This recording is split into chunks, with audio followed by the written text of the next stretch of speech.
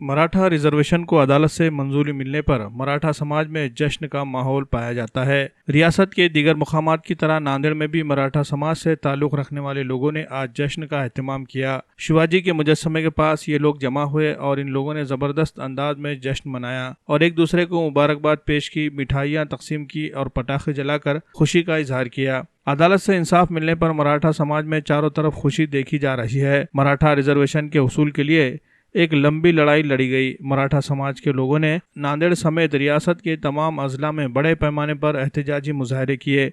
साबिका कांग्रेस और मौजूदा बीजेपी हुकूमत को ये एहसास दिलाने में कामयाब रहे कि मराठा समाज को अगर रिजर्वेशन नहीं दिया गया तो ये समाज हुकूमत को चैन से बैठने नहीं देगा।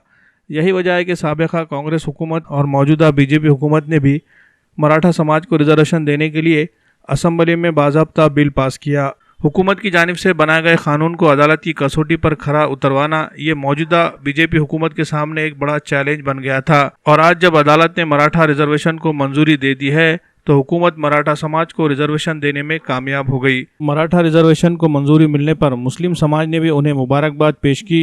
साथ ही अब हुकूमत से मुस्लिम रिजर्वेशन के मामले में भी जल्द से जल्द बिल लाने का मुतालबा किया। मौजूदा बीजेपी हुकूमत मुस्लिम रिजर्वेशन के मामले में संजीदा नहीं है, जिसकी वजह से हुकूमत को तनकीद का निशाना बनाया जा रहा है। इस सिलसिले में समाजी कारकुन व वंचित बहुजन आघाड़ी के तर्जुमान फारूक अहमद ने कुछ इस अंदाज में अपने ख्यालात का इजहार किया।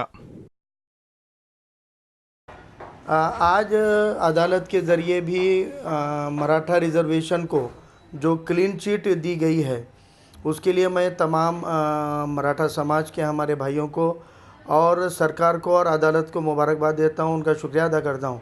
क्योंकि आज ये सही है कि इतने साल सत्ता में रहते हुए भी मराठा समाज का एक बड़ा तबका इतना पिछड़ा हुआ है कि वो ऊंची तालीम तक भी नहीं जा सकता। इस रिज़र्वेशन का फ़ायदा तालीम के सिवाय किसी और सेक्टर में होने के फ़िलहाल तो कोई आसार नहीं है, क्योंकि सरकारी नौकरियाँ नहीं निकल रही हैं। लेकिन तालीम में चलो कुछ हद तक तो भी इस समाज के कुछ वंचित लोगों का फ़ायदा होगा।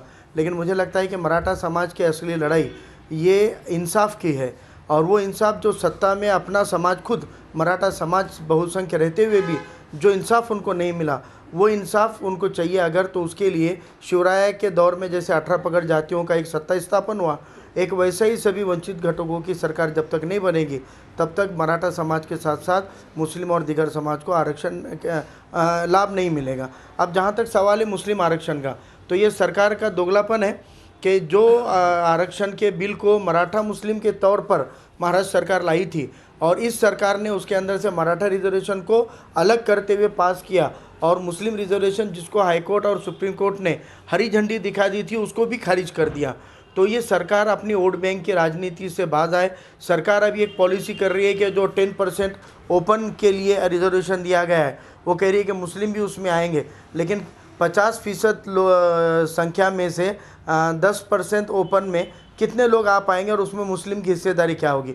या तो सरकार वो 10% के अंदर रिजर्व कर दे कि 10 में से ओपन 5% जो है मुस्लिम रहेंगे और बाकी के दिगर कम्युनिटी रहेंगे, जबकि ये नहीं कर रहे हैं। तो इससे मुस्लिम समाज को एक बात समझनी होगी कि जिस तरह से मराठा समाज ने जन आंदोलन खड़ा किया है, वैसा एक जन आंदोलन जब तक जनतंत्र में खड़ा नहीं होगा तब तक कामयाबी नहीं मिलेगी। लेकिन मुस्लिम समाज क्योंकि उसको लेकर सरकार और प्रशासन के अंदर एक नफ़रत का माहौल होता है, तो मुस्लिम समाज को दायरे में, जमहूरियत के दायरे में, लोकतंत्र के दायरे में रहते हुए और दिगर तबकों को साथ में लेकर, दिगर पिछड़े जमातों को साथ लेकर, दिगर संविधानवादी लोगों को साथ लेकर एक जब तक वो तीव्र आंदोलन नहीं करेंगे तब तक ना मुसलमानों को आरक्षण मिलेगा ना संरक्षण मिलेगा।